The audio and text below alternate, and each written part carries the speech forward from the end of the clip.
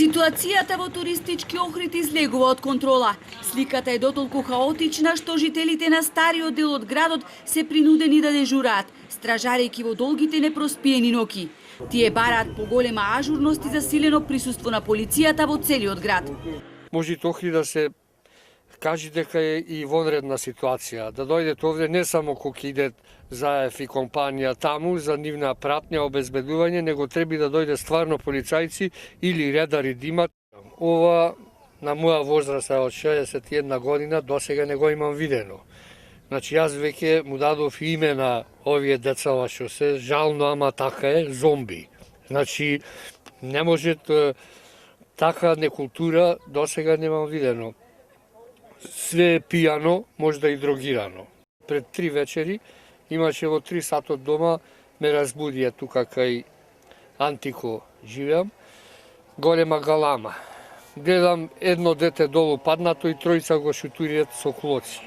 Дека надлежните немаат контрола врз случувањата, ни стана јасно кога децата почна да се качуваат на крововите, зашто сведочи и оваа фотографија. Свесни сме дека и нашето стражарење не е начин, тоа не е наша обврска, но ние мора да си ги заштитиме собствените куки и дворовите. Крајно револтирани, мештаните раскажуваат со што се соочуваат повеќе од половина месец. Во ноќните часови сликата во стариот дел е страшна, да не кажам хорор. Од 11:30-12 на полнок до 6 сабаље, значи буквално нема спиење.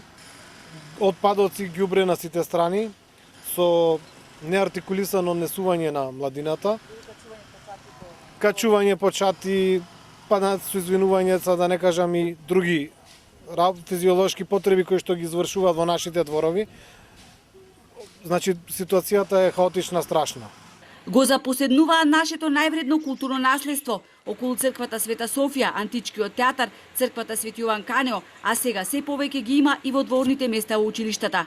Младите дивеат и во љубаниште и градиште, за да преспијат, ги обиваат куќарките и камповите, оставајќи пустош зад себе, сведочат нашите сограѓани.